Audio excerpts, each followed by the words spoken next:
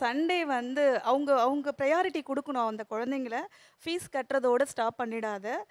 அவங்க எப்படி இருக்காங்கன்னு அது ஒரு கோ த்ரூ வச்சுக்கணும். கன்டினியூட்டி இருக்கணும். டீச்சர்ஸோட கன்டினியூட்டி இருக்கணும். அந்த வீக்கெண்ட் வந்து சண்டே பிளான் பண்ணோம்னா, இல்ல, எனக்கு அவங்களுக்கு நீங்க ஒரு டே சாட்டர்டே சண்டே தான் தான் வைக்கிறீங்க. இருக்கு. ஞாயிற்றுக்கிழமை வைப்பதில்ல. கரெக்ட்டா? Yes sir. இப்போ இங்க ப்ரொஃபசர் நீங்க இருக்கீங்க. காலேஜ்ல நிறைய பேரண்ட்ஸ் மீட்டிங்லாம் இப்ப இருக்கா? இருக்குங்க சார். காலேஜஸ்லயும் பேரண்ட்ஸ் மீட்டிங்ஸ் இருக்கு. இருக்கா?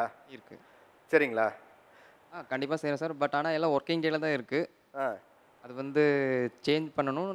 இல்ல நீங்க என்ன டேல வைக்கிறீங்க? காலேஜ்ல யூசுவலா பேரண்ட்ஸ் மீட்டிங் வந்து நீங்க அரேஞ்ச் பண்றீங்களா? அரேஞ்ச் பண்ணேன் சார். பட் ஸ்கூல்ஸ் மாரி இருக்காது. பேரண்ட்ஸ் என்னைக்கு ஃப்ரீயா இருக்காங்களோ அன்னைக்கு வந்து அவங்க வர சொல்லுவோம். அவங்கவங்க பேரண்ட்ஸ் என்னைக்கு அவங்கவங்க ஃப்ரீயா பேரண்ட்ஸ் இருக்காங்க? என்னைக்கு ஃப்ரீயா அது இருக்காங்களோ ஒர்க்கிங் அன்னைக்கு டேல தான். ஒர்க்கிங் டேல தான் sir. Not in Sundays. Not in Sundays. ஏன்னா அவங்க லீவ் போட்டு தான் வரக்கூடிய சூழலை ஏற்படுத்துறீங்க. ஆமா.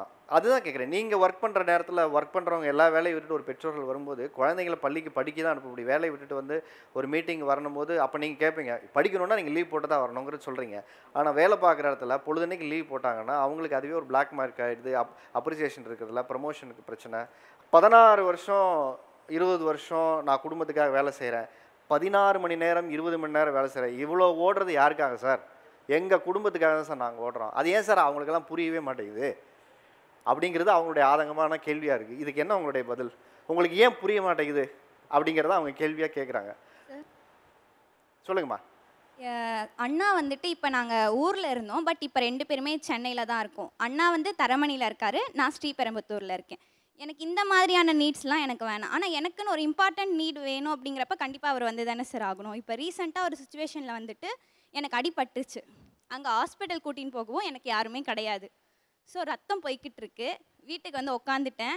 அப்பா அம்மாவுக்கு ஃபோன் பண்ணால் அவங்க அவ்வளோ தூரத்துலேருந்து வர முடியாது, பயந்துருவாங்க. ஸோ நான் அண்ணாக்கு தான் கால் அடிக்கிறேன். 2 முறை கால் அடித்தேன், எடுக்கலை. 3ஆவது முறை கால் அடித்தேன், இடா பாப்பா ஒரு மீட்டிங்கில் இருக்கேன் அப்படின்னு வச்சுட்டாரு. திரும்பவும் கால் பண்ணி இந்த மாதிரி எனக்கு அடிபட்டுருச்சுண்ணா, என்னால் முடியல, பிளட் போயிட்டுருக்கு அப்படி சொன்னால், சரி பக்கத்தில் யாராவது இருந்தால் அவங்கக்கிட்ட கொடு அப்படின்னு சொல்லிட்டு ஃப்ரெண்டுக்கிட்ட பார்த்துடா பாப்பாவை பார்த்து ஹாஸ்பிட்டல் கூட்டின்னு போ, நான் மீட்டிங் முடிச்சுட்டு ஃபோன் பண்ணுறேன் அப்படின்னு வச்சுட்டாரு சார். சொல்லுங்க அண்ணா. சார் அன்றைக்கி என்ன வந்து வேலை பார்க்குறீங்க? ஐடியில் தான் சார் இருக்கேன். நீங்கள் ஐடியில் தான் வேலை ஐடியில் பார்க்குறீங்க தான் சார். ஓகே. அப்போ தான் சார் லாகின் பண்ணிவிட்டு மீட்டிங் அட்டன் பண்ணேன். ப்ராஜெக்ட் ஒர்க் போயிட்டு இருந்துச்சு. வெண்டாரையும் வர வச்சு நம்ம லீடர்ஷிப் கேலையும் அப்ரூவல் வாங்கியிருப்போம். கொஞ்சம் இந்த பீரியடுக்குள்ளே முடிக்கணும் ப்ராஜெக்ட் ஒர்க்குன்னு. வெண்டாரும் வர வச்சுட்டு நம்ம காலில் வந்து அதை எப்படி இன்ஸ்டால் பண்ணுறது அதை பற்றி டிஸ்கஸ் பண்ணிகிட்டு இருப்போம். சரி கால் பண்ணாங்க 2 டைம்ஸு.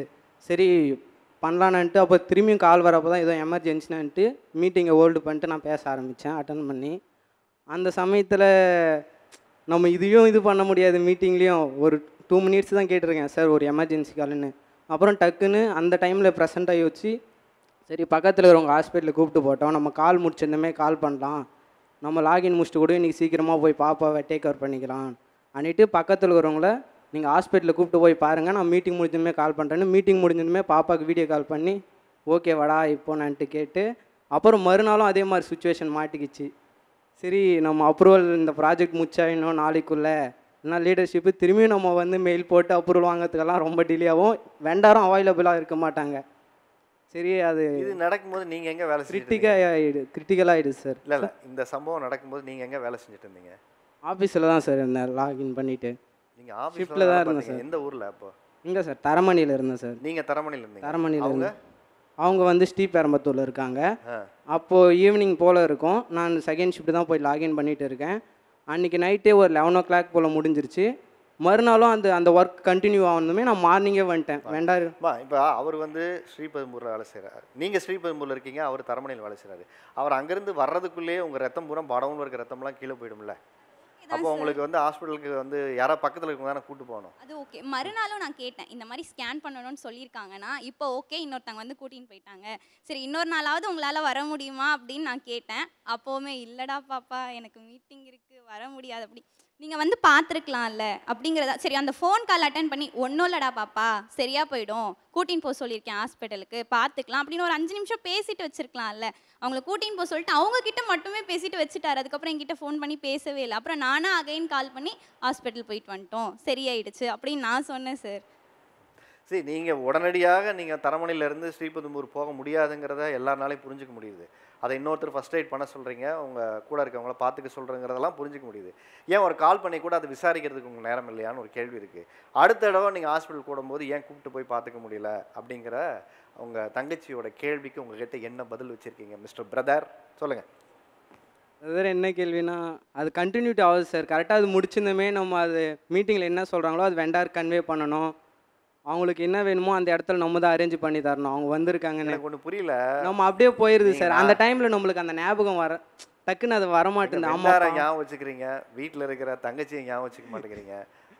அந்த அளவுக்கு உங்களுடைய மனிதாபிமானம், உங்களுடைய மனிதம் இதெல்லாம் எங்கே போச்சு? செத்து போச்சா?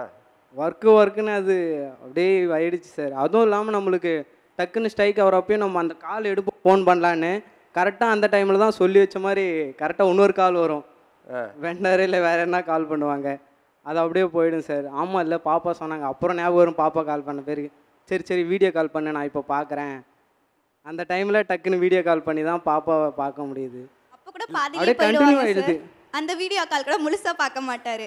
ஆனால் ஒரே நிமிஷம் நான் அதை வரேன் அப்படின்றதுக்குள்ளே சரிடா பாப்பா இன்னொரு மீட்டிங் வந்துருச்சு நான் போயிட்டு வரேன் அப்புறம் கால் பண்ணுறேன்னு போயிடுவார். டியூட்டிக்குன்னு போயிட்டா கண்டிப்பாக ஃபேமிலி ஞாபகம் வராதுன்னு சொல்கிறார் சார்.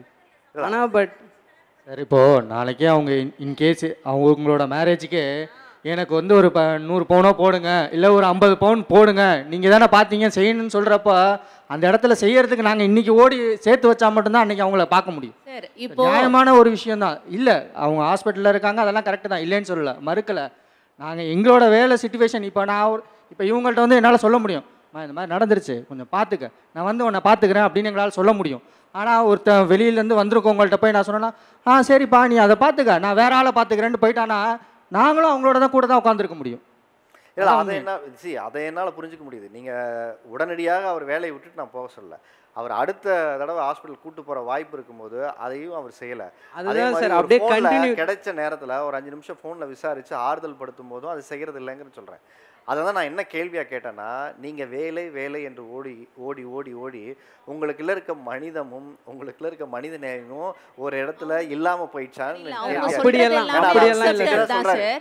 அவங்க ஒரு இடத்துல வேதனையாக சொல்கிறாங்க. அவர் நகைச்சுவையாக சிரிச்சுட்டே சொல்கிறார், இல்லை சார் அது அப்படின்னு சொல்லிட்டு சிரிச்சுட்டே பேசுகிறாரு. இதை எப்படி எடுத்துக்கிறதுன்னு கேட்குறேன். சரி இப்போ அவங்க சொல்கிறது அக்செப்டட் தான். இப்போ நான் என்ன சொல்கிறேன்னா, நாங்கள் வந்து நிறையா மிஸ் பண்ணுறோம், நாங்கள் இல்லைன்னு சொல்லலை.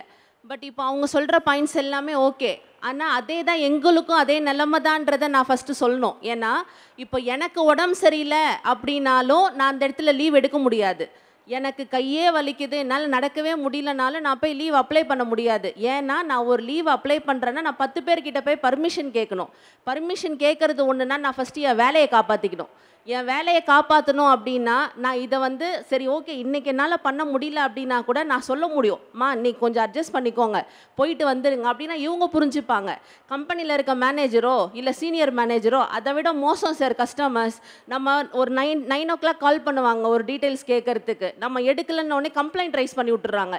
என்னென்னா இவங்க சரியாக ரெஸ்பாண்ட் பண்ண மாட்டேங்கிறாங்க, கால் பண்ணுறோம் பிக் பண்ண மாட்டேங்கிறாங்க, அப்டேட் பண்ண மாட்டேங்கிறாங்க அப்படின்னு சொல்லிட்டு அப்போ நான் என்ன பண்ணுவேன், அந்த ஃபீட்பேக்காக ஓடுவேன், அந்த ரிமார்க்ஸ்க்காக ஓடுவேன், அதில் வரக்கூடிய ஒரு லாயல்ட்டி பாயிண்ட்டுக்காக ஓடுறேன். சார் வாழ்க்கையில் ஓடிட்டே தான் சார் இருக்கும் இப்போ வரைக்கும். லாயல்ட்டி பாயிண்ட்டுக்காக ஓடுறீங்க, நீங்கள் கன்சியூமருக்காக கஸ்டமருக்காக ஓடுறீங்க, உங்கள் நிறுவனத்துக்காக ஓடுறீங்க, ஃபேமிலிக்காக ஓடும்போது நீங்கள் நிறைய நேரம் மறந்து போயிடுறீங்க. இந்த ஓட்டத்தில் ஃபேமிலியே மறந்துடுறீங்கிறதான் கேள்வி. மறக்கல சார், இப்போ நான் நிறைய சாக்ரிஃபைஸ் பண்ணியிருக்கேன் சார். இப்போ எல்லாருமே சொல்கிறாங்க பாயிண்ட் ஆஃப் வியூவில், ஆனால் எவ்வளோ சொல்கிறாங்கன்னு எனக்கு புரியல. நான் என்னையே நான் இழந்துட்டேன் சார், நான் என் லைஃபே இழந்துட்டேன். இப்போ நான் பேக் போய் பார்த்தேன் அப்படின்னா நான் அந்த 2009 போன டேஸ் எல்லாம் என்னால் எடுக்கவே முடியல சார். இப்போ நான் சர்ச்சுக்கு போக முடியல சண்டே என்னால் ஒரு நாள், அதையும் நான் சாக்ரிஃபைஸ் பண்ணியிருக்கேன். ஏன்னா இன்றைக்கி அங்கே உட்காந்துருக்காங்க பாருங்கள், ஓரளவுக்கு ஒரு பாயிண்ட்டாவது ஹாப்பியாக இருக்காங்கல்ல, ஒரு பாயிண்ட்டாவது ஏதாவது ஒன்று அவங்களால நினச்சதை அவங்களால பண்ண முடியுதில்ல, அந்த ஹாப்பினஸ் எனக்கு இருக்குது சார். இன்றைக்கே எனக்கு எதுவுமே இல்லைன்னா கூட பிரச்சனை இல்லை. நான் இப்போவும் சொல்கிறது அதுதான், உங்களுக்கு ஒன்றா நான் செய்கிறேன், ஆனால் எனக்கு ஒன்றுனா நான் ஃபஸ்ட்டு செஞ்சுக்க மாட்டேன். அந்த நிலைமையில் தான் சார் நாங்கள் இருக்கோம். எல்லாருமே சோல்ஜர்ஸ் சொல்கிறாங்க, ஃபேமிலியோட சோல்ஜர்ஸே நாங்கள் தான் சார். ஆக்சுவலாக ஃப்ரண்ட் லைனில் நாங்கள் நின்றுட்டுருக்கோம், நீங்கள் எல்லோரும் சேஃபாக இருக்கீங்க அப்படின்றதுக்காக சாக்ரிஃபைஸ் பண்ணுறோம் கண்டிப்பாக, நான் இல்லைன்னுலாம் சொல்லவே இல்லை. ஆனால் நீங்கள் ஒரு பாயிண்டில் எங்களை புரிஞ்சுக்கணும், என்னென்னா நாங்கள் எங்களுக்காக ஓடலை, லைஃப்காக தான் ஓடுறோம். ஆனால் நாங்கள் நிறைய டேஸ் இழக்கிறோம். இப்போ நீங்கள் சொல்கிற மாதிரி அந்த பேரண்ட்ஸ் மீட்டிங்கோ, அவங்க சொல்கிற மாதிரி டாட்டரோட ஃப்யூச்சரோ எல்லாமே இருக்குது சார். எல்லாருமே ஒரு பாயிண்டில் எங்களையும் புரிஞ்சுக்கணும். ஏன்னா இப்போ இருக்க காம்படிஷனில் பணம் தான் சார் லைஃபே. சீரியஸாக என்கிட்ட ₹1 இல்லைன்னா எதிர்க்க நின்று பேசுகிறவங்க என்கிட்ட பேச மாட்டாங்க சார். ஃபஸ்ட்டு எதிர்க்க நின்று பேசுகிறவங்க என்ன ட்ரெஸ்ஸை பார்க்குறதில்ல, என்னோடய அப்பியரன்ஸை பார்க்குறதில்ல.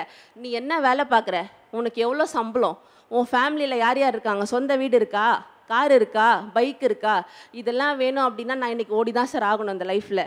எனக்கு சீரியஸாக சொல்லணுன்னா நான் பைக்கில் ட்ராவல் பண்ணுறேன் சார். தாம்பரத்துலேருந்து மவுண்ட் ரோடு என்னோடய ஷோரூம். ஒரு நாளைக்கு நான் காலையில் பீக் ஹவர்ஸ் ஒரு 8 o'clock இல்லை 8:30 நான் கிளம்புறேன்னா ரீச் ஆகிறது 9:30. ஈவினிங் வந்து எனக்கு டைம் பாரே கிடையாது. 8:30 9 o'clock கூட முடியும் எனக்கு ஆஃபீஸ். 9 o'clock முடிஞ்சதுன்னா நான் வீட்டுக்கு வந்து சேர 10 மணி ஆகும். வரும்போதே கால் வரும், எங்கே இருக்க, அங்கே இருக்க டிராஃபிக் அவங்களுக்கு தெரியாது, அங்கே இருக்க ரோட் கண்டிஷன் அவங்களுக்கு தெரியாது. மழையாக இருந்தாலும் நான் வண்டியில் தான் வருவேன். ஆனால் நான் வரேன் அப்படின்னா என்னோடய பேக் பெயின் எப்படி இருக்குன்னு உங்களால் ரெக்கக்னைஸ் பண்ண முடியுதில்ல. ஸோ ஒரு ஸ்கூட்டியில் ஒரு ரோட் கண்டிஷனில் வரும் அப்படின்னா, ஸோ அந்த சண்டே காலையில் எந்திரிக்கும் போது இன்றைக்கி ஒரு நாள் நமக்கு ரெஸ்ட் இருக்காதா அப்படின்னு ஆசையாக இருக்கும். ஆனால் என்ன பண்ணுறது, நம்ம கமிட்மெண்ட் அன்றைக்கி தான் ஷோரூம் டியூட்டி இருக்கும். இவங்க சர்ச்சுக்கு கூப்பிடுவாங்க, என்னால் சர்ச்சையும் விட முடியாது, ஆஃபீஸையும் விட முடியாது. நான் என்ன பண்ணுவேன், இந்த 1 week நான் போய்க்கிறேன், அடுத்த வாரம் நான் லீவ் எடுத்துக்கிறேன், நான் சர்ச்சுக்கு வரேன். அவங்களுக்கு என்னென்னா வீட்டு உள்ளே இருக்கானே, நான் வாரம் ஃபுல்லாக என்னை எங்கேயாவது கூப்பிட்டு போ. எனக்கு என்னென்னா நான் நாள் ஃபுல்லாக வேலை செய்கிறேனே, ஒரு நாள் நான் ரெஸ்ட் எடுத்துக்கிறேனே இருக்காது. அப்பயும் நான் சர்ச்சுக்கு போயிட்டு 2 மணிக்கு தான் வருவோம். வந்துட்டு அவங்களுக்கு லஞ்ச் முடியும்.